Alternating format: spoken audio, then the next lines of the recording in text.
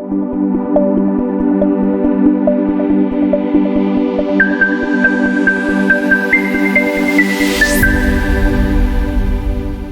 hi everyone. Thank you so much for taking your time out of the day to join us this morning or night or whatever time of day it is for you all. I'm Coach Daniel McCarty. I am a former college baseball coach. Now I am a public speaker and life coach, and I help athletes and individuals of all ages develop, build confidence, and also persevere through adversity that they may be experiencing. I started coaching sports at the age of like 10, 11 years old, and then coached college baseball for 4 years after high school. And like I said, now I'm doing public speaking and life coaching. Well, thank you very much for joining us today. It really means a lot. I know we've had an enormous amount of students register for this event. And guys, if you have any questions for Coach Dan, go ahead and message him in the chat. Some of you guys sent these questions ahead of time. Do you mind if we just jump right into some questions? Let's do it. All right, cool. So a lot of the kids are familiar with your bio. They were sent out the bio, but one of the kids wanted to know, with your early prognosis of osteogenesis imperfecta, what was the turning point that made you realize you could defy the odds and live such an impactful life? That's a great question. Shout out to whoever asked that question. So, I think that one of the things I realize is that I know people say this all the time, and it's like you only live once, right? And I am a big believer in my faith. Jesus Christ is the Lord and Savior of my life, and that's important to me. And I realized at a young age that there had to be a reason for my disability. There had to be a reason for my prognosis and these things. And so I made this decision that, look, this is the one life I'm going to make or I'm going to have. So I want to make it the best and honor God in everything that I do. And so I just made a decision that, look, I could either be stuck in self pity, stuck in doubt, or, complain about the things that I don't have instead of trying to go make something happen with the things I do have.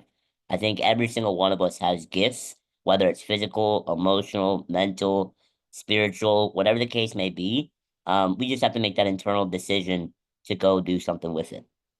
That's a great point. And, I'm a firm believer, yeah, that we all have special abilities and gifts and stuff like that that we can offer the world. So thank you for bringing that up. One of the kids wanted to know, what strategies did you implement to transform the Wilmington College baseball program into a success? Yeah, it's that's awesome. I think one of the things that I realized make a big impact is your mentality. Guys, teammates, teachers, coaches, just anybody can feed off your mentality, the way you carry yourself. Are you being positive? Are you fun to be around? Are you coachable, right? And for me, it was I brought this intense, I call it, I was gritty, but I also showed grace, right? A grit and grace mentality where I wanted to show love to my guys, but I also wanted to push them to become the best that they could. And so some of the strategies that I implemented was just being myself, but also never taking no for an answer. When we had those years that we weren't very good, I spent more hours on the recruiting trail. I spent more hours on the phone with better players trying to bring them in. I spent more hours on the field working with the guys that we did have, trying to make them better, make small adjustments that lead to game changing results. So for me, it was just going above and beyond so I can help these athletes make these small adjustments because I think that's game changing. I think the biggest thing we can do, and it's a strategy for all of us, is just showing up. When we show up and give 110% to the people around us, that's when we'll see game change. Very good, very good. You bring up a lot of stuff about that kind of game change kind of deal, and I want to know, because we're going to shift kind of around, because you're kind of a renaissance man, both with coaching and with public speaking and mentoring people. Can you share a memorable success story from one of your athletes that you mentored? Yeah, absolutely. This is, I've had a couple, one of my specialties in mentoring is I work with some athletes who played sports their whole lives, but now they hang up their cleats or retire, I guess you could say, and they're transitioning into the workforce, or they're transitioning into working, a different job. And a lot of athletes, as all of us, we may find our identity in our sport. And what I do is I help these athletes that no longer play sports become okay with where they are in life, become at peace with no longer playing, and become the best version of their life in their of themselves in this season of their lives. And so I had an athlete that I coached in Ohio. I coached travel baseball, 17, 18U, and he called me earlier this year, and he was really struggling as a sophomore in college. He said, "Hey, coach, I'm no longer playing anymore. I don't know what to do. I mean, baseball, I played since I was 4 years old. Now I'm 20, and I have no clue what to do." I talked to him several weeks. We were persistent and mentored him through that process. And now he's in a firefighting academy. He's going to be a firefighter. He's got a girlfriend. He's planning on, having a family. All these things that he had no idea were even possible. We kind of helped him, or I was able to help him find his identity in his faith, not his sport. Find his identity on what he could bring to this world and the life change that he could bring. So that was one of my favorite success stories, is understanding that no longer found his identity in baseball and what he could bring on a field, but he found his identity in his faith in Jesus, as well as what he could bring to help change the world. And now he is a firefighter and providing for his family and doing so many great things with that. That's amazing. And we've had quite a few questions, and guys, I'll let you guys ask some questions in a second, but this seemed to be a common question. How do you craft your messages when you're inspiring diverse audiences in your public speaking engagements? How do you do that? Yeah, that's a wonderful question here. Is so I have three main points that I really like to hit on. As far as what I'm known for speaking about. One is really reframing adversity. I really try to help individuals, whether it's companies, whether it's sports teams or schools, help these individuals reframe adversity. Right? We all go through adversity. It's a universal thing, right? But it's ultimately how we look at it that defines how we're going to go through it. And so that's one thing. And so the next thing is I help individuals and companies and things like that build confidence, right? Confidence is a huge thing because if we're confident in our abilities and the gifts that we have, I believe you can achieve anything that you put to your heart and mind. So I think that's a huge element as well. And then the third thing I really focus on is finding purpose. For me, my purpose comes from my faith in the Lord, but from everybody, it could be the career path that you have. It could be your faith. It could be whatever the case may be. But finding a purpose bigger than yourselves and helping people unlock that is a huge element for that. And so, the last thing I would say to answer this question, as far as how do I craft them, is I think about my audience. Who am I speaking to? What are they looking for? Right. Example, next week, I'm speaking for a business, a business luncheon. There's going to be several businesses there, business owners, and they want me to talk about how to persevere in the business world. So I talk a little bit about my story, but I also implement some points as well as some relatable business stories to talk about how, you can implement some of these points in the business world and in life. And so I think it's about audience, my story, and how to apply some of these great principles to the audience that you're trying to target. That's great. And we have a lot of kids here, both in middle school and high school. And as you know, like bullying is an issue in schools and stuff like that. And a lot of kids have asked, they want to know, did you have to deal with that growing up? And if so, like how did you overcome that? Yeah, it's a great question. I was thinking, I would say this, I was very fortunate that I didn't experience really much bullying. And I want to say, I thank that to my parents because I grew up in a family. My dad was military, pretty tough skinned, right? Was something that I was really embedded in. And I think one of the biggest things for me was I focused on the people that did like me and did love me. And I want to encourage anybody that's listening today. if you are being bullied, if you are experiencing these things, I want to remind you that you are loved, that you are chosen, that you are worthy and you are called, and that there is a plan and purpose for you in your life. And there's people that love you. You have friends. There's people in your community that want to support you. So no matter how dark it may seem today, just keep moving forward. And so for me, when I experience things, because people say things all the time, and even today people say stuff, but I have a decision to make as an individual, as a person with a disability, or as the individual that may be getting picked on. Am I going to let this bother me, or am I going to use this as, maybe motivation or inspiration, or maybe, different ways to look at it? But I would really encourage people is, let's more focus on what the people around us that love us say, and our friends, and what our faith says about us, because I believe that is way more important than what the negative and the haters may say. Very good, very good. And I know that hits close to home. So you do a lot of content creation, right? And so a lot of the content creation on the internet isn't always the most positive. And do we have any thumbs up? Do we have any students out here who try and create their own content? Anyone do any content creation or want to?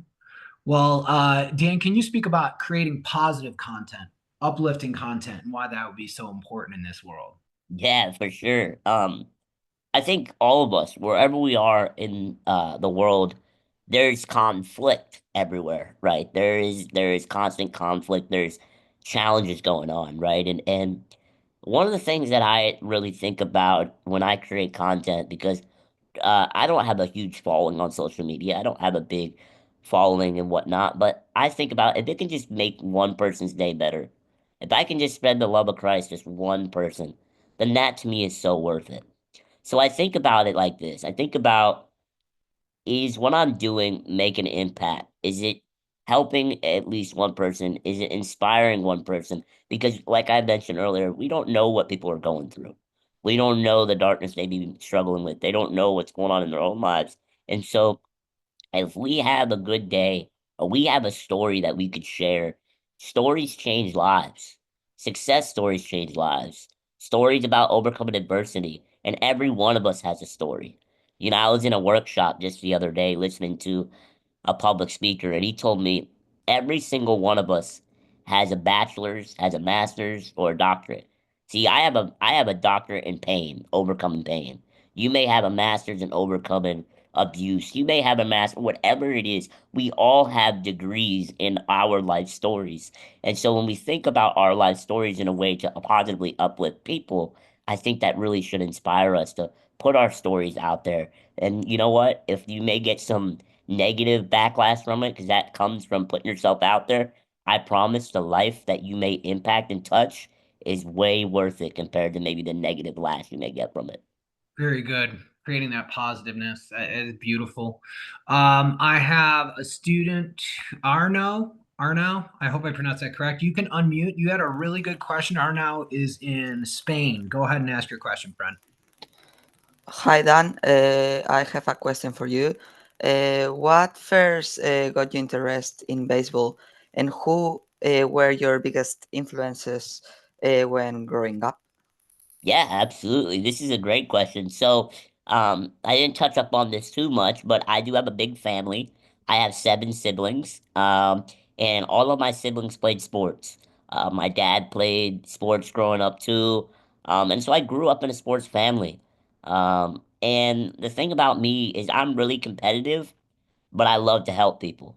And as you know, I'm in a wheelchair and I have physical limitations. I wasn't able to do a lot of the physical things that required in coaching. But the game of baseball, if we know a lot of things about baseball, there's a lot of analytics, there's a lot of data, there's a lot of numbers.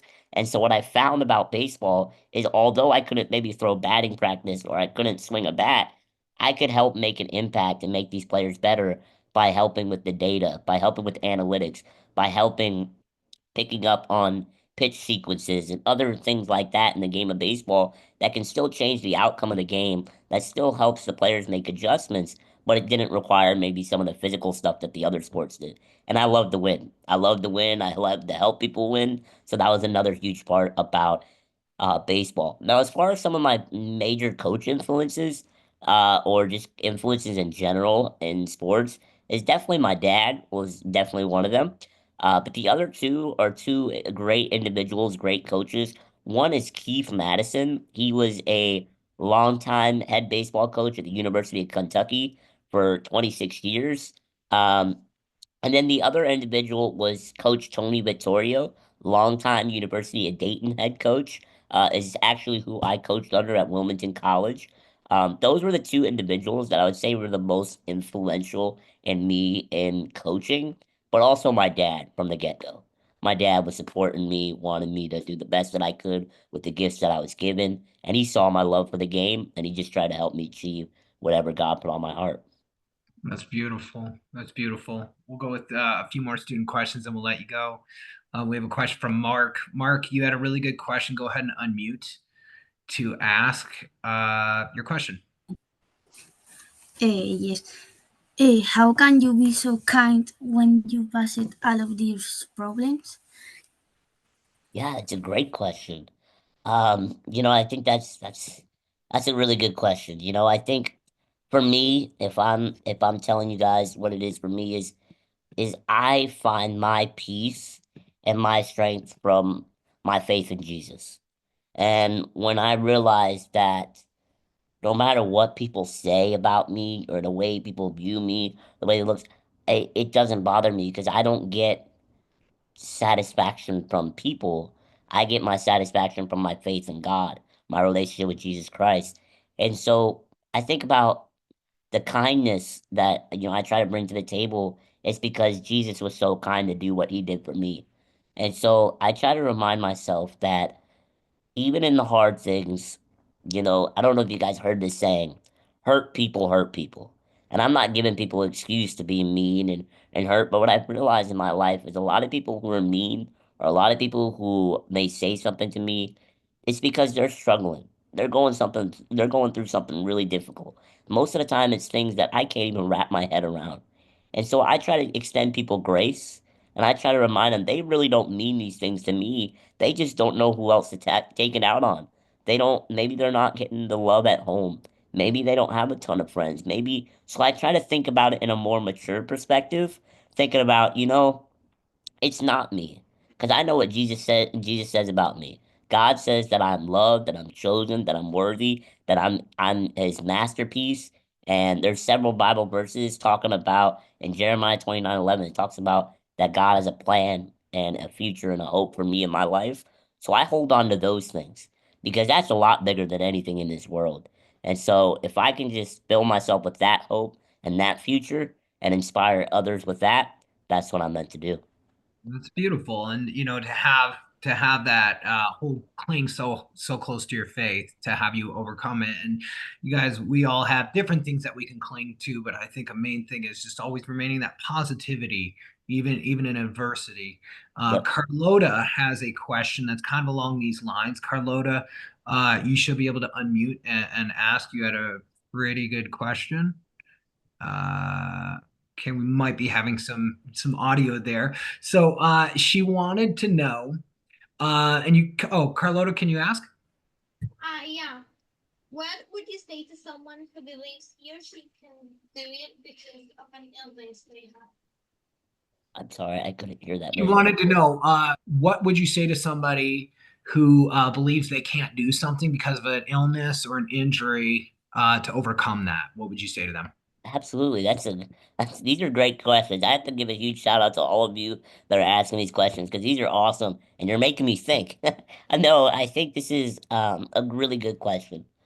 Um, you know, I think sometimes we focus on a lot of the things that we can't do and we don't always focus on the things we can do. And I know in my life there's things I cannot do, right? I can't walk, I can't run, I can't do things, but look at what God's been able to do through me in all these other areas.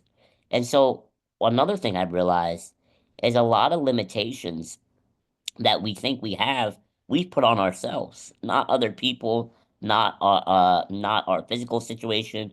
It's a lot of these barriers we put. It's from our own maybe insecurity or own thoughts that we can't do something. And for anybody that may feel like they can't do something with their situation, there's something unique that you can do that no one else can. You're the only you. I'm the only Coach Dan McCarty. You're the only you. And there's a gift and an ability that you are going to have a passion for, that you're going to be good at, that you can help change the world. And whether it's, crocheting or maybe it's coaching baseball, it does not matter. It is all equal. And I want to remind you guys with this is one of my favorite points about building confidence. Different is not less, right? We got our host Ralph here, right? Ralph is a teacher, he's this podcast host, he does so many good things, and I'm a baseball coach. We might be in two different avenues, but I tell you what, we are both making an impact on this earth. And so all of you, no matter what your passion and your calling is, whether it may seem big or small to some people, it is powerful, it can change lives, and it is worth pursuing. So I want you to focus on what you can do, and different is not less. If you are different, if your passions are different, if you can go be great at it, go be great at it and change the world. Brilliant quote. I love that. Different is not less. And you guys are enough. You guys are all wonderful. And I've said this for years. All of our students who participate in this kind of stuff, you guys are world changers. You guys are all going to be the leaders of this world in the future. And I'm so excited for what the world has to offer you guys. So our final question is going to come from Dahlia. This is the final student question. She is in Europe as well. Dahlia, go ahead and ask your question, friend. Okay, so what was the most difficult thing you went through during your life? Wow. This is tough. Probably two things. Am I able to say two things, Ralph? Two things. Physically, probably the most difficult thing. I had a surgery about 8 years ago. My legs were had to get these rods put in them to help them be straighter and stronger, and they had to break each one of my legs 32 times. And so I had like over 60 broken bones in my leg. It was in broken 60 different places. And it was awfully painful, right? And that recovery was brutal. And so I would say that was one of the most difficult seasons of my life. One thing about life is it's not always going to be great. There's going to be highs, there's going to be lows, there's going to be valleys, but it's pushing through those. It's overcoming. It's the journey. It's the climb that builds resilience, and resilience is what's going to lead to game change, life change, and world change. And so in that moment, I'd be lying to you if I said, hey, there weren't hard days. There weren't most, days that I was like, man, I don't know if I can keep going. But you know what? I did keep going. And God had a plan and purpose for that. And now I'm able to share this story with you. And so that was one thing. And then another thing is I lost a family member in 2019. And so that was another really a big moment in my life. Not only, physical pain, from the surgery, but also you feel that emotional, mental pain from losing a family member that was really close to you. So those are probably the two moments that I would say were most difficult to overcome. But here's the most important thing, and it is to keep going. When you hit those walls, they may see walls, is to keep going. It's better on the other side. The grass is greener on the other side.